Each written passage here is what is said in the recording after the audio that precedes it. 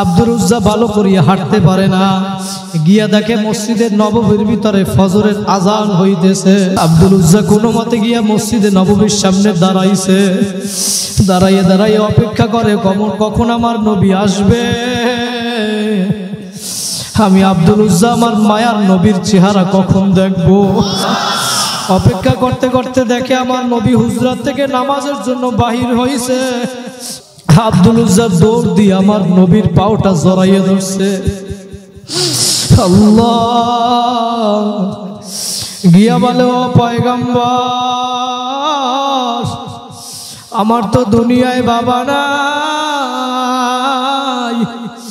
আমার মা থাকিয়াও মা নাই, আপনার পায়ের ভিতরে আমার একটু জায়গা দেন নবী আমার। আমার নবী আব্দুল উজ্জাকে জাহাজ দুইটা ধরিয়া জাগায় বলে, আব্দুল উজ্জা তো তোমার জায়গা আমি নবীর পাই না, তোমার জায়গা আমি নবীর বুকের মধ্যে। আব্দুল উজ্জাকে জাগায়, আব্দুল উজ্জা দাঁড়াইতে পারে না। নবী ডাক দিয়ে বলে, আব্দুল উজ্জা তোর কি হয়েছে? আব্দুল উজ্জা ডাক দিয়ে বলে, নবী আমার, আমি 16 দিন 16 রাত্র লাগাইয়া ওই মরুভূমির ভিতরে দিয়ে হাঁটি আসছি, আমার পায়ের ভিতরে ঠোসা পড়িয়া গেছে, আমার লজ্জা স্থানে ভালো করিয়া কাপড় নাই, আমি যদি দাঁড়াই আমার লজ্জা স্থান বের হইয়া যাইতে পারে, এই জন্য আমি ভালো করিয়া দাঁড়াইতেও পারি না। আমার নবী বলে, ও বেলাল,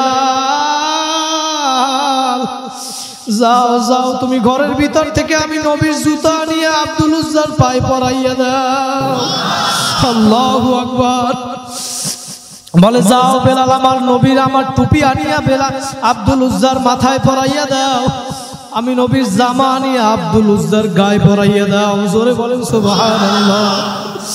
আমার নবী এখন মসজিদের ভিতরে ঢুকাইয়া সাহাবায়ে কেরামকে বসাইয়া আব্দুল উজ্জাকে দাঁড় করাইয়া সবার সঙ্গে পরিচয় করিয়ে দিতে আছে।